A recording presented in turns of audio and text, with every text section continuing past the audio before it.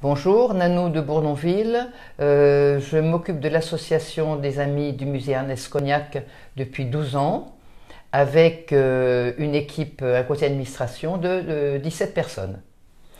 Alors, je m'appelle Catherine Pichot, je suis dans l'association depuis sa création, dans le relancement de l'association qui s'est déroulé dans les années 93-94 et qui maintenant roule de façon tout à fait organisée grâce à ce nombreux conseils d'administration. Voilà. C'est une association bien sûr de culture et de soutien au musée Ernest Cognacq. On vous en dira un petit peu plus après. Notre rôle principal, c'est comment soutenir le musée. C'est le soutenir déjà par des adhésions, les cotisations, et aussi nous faisons souvent des appels à dons pour des restaurations, puisque c'est un de nos buts principaux. Nous achetons aussi quelquefois, mais notre but pour l'instant c'est surtout la restauration de tableaux, d'objets, ou même de meubles comme en ce moment. Et nous avons fait une très grosse restauration, c'est sur l'enseigne de l'usine à engrais. Là il y avait quand même 7 000 € de restauration.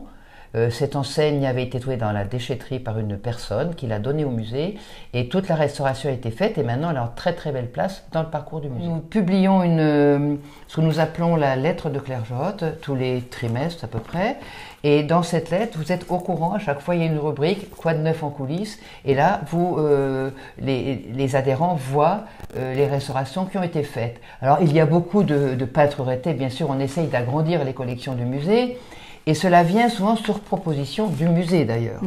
Nous avons décidé avec le musée, c'est le musée qui mettra en forme, donc il n'y aura pas de coût, ce qu'on va appeler les brèves de Clergeotte sur 4 pages, pour tenir les gens au courant, quelques petits articles historiques, des nouvelles du musée, des travaux, histoire de garder la communication.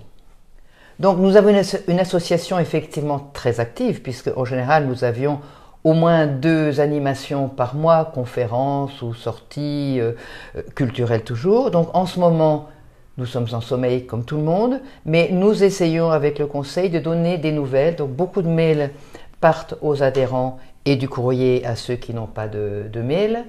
Et nous essayons ainsi de les motiver.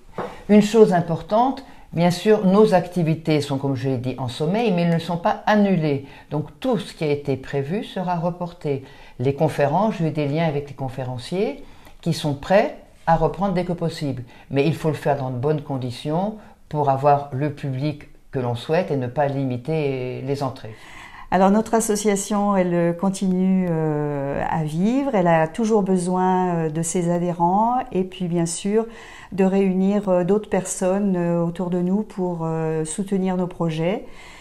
Toutes ces informations concernant l'association actuellement sont disponibles sur une page que nous a créée le site du musée. Donc vous allez voir Musée Ernest Cognacq à Saint-Martin-de-Ré, et qui va vous donner tous les contacts nécessaires pour nous rejoindre. Vous pourrez également consulter en ligne nos dernières lettres de Clergeotte qui vous permettront de découvrir à la fois des articles historiques, suivre justement nos restaurations, nos achats, et puis bien sûr tous les projets du musée qui sont riches, qui sont ouverts à la fois aux enfants, aux adultes, aux groupes, et qui vous attendent nombreux en visite dès que ça sera bien sûr plus facile de venir à Saint-Martin et aux ouvertures des musées. Je voulais vous parler également du patrimoine oral, qui est un élément très important de notre culture. Le patrimoine oral, c'est une association qui s'appelle le Coréport, le collectif pour le recueil du patrimoine oral. Donc une association qui a été créée par des bénévoles, bien sûr, retraités pure souche de toujours. Et l'origine en a été le général Michel Fréchard, qui anime cette association. En 2009, l'association avait besoin de locaux pour s'héberger, d'espace, et a fait appel au musée, bien sûr, puisque les personnes qui travaillent pour le Coréport enregistrent, vont chez les anciens, enregistrent ce qu'ils ont à dire, enregistrent tout ce qu'ils ont vécu, et ensuite c'est retransmis, numérisé, et ça reste au musée Ernest Cognacq. Donc le Coréport a créé un livre qui est un recueil de chansons en patois retais, Donc avec l'aide, bien sûr, la recherche de Monsieur Frechard, de son équipe, et de Madame Frechard, qui a souvent mis en musique, quand il manquait des musiques quelquefois, ou réadapté des musiques. Et ce livre est en patois et également en traduction française, entre guillemets, à côté. Et il y a un CD qui en fait partie. Donc si vous vous intéressez vraiment à la mémoire vivante de l'île de Ré, je pense que c'est un outil extrêmement intéressant.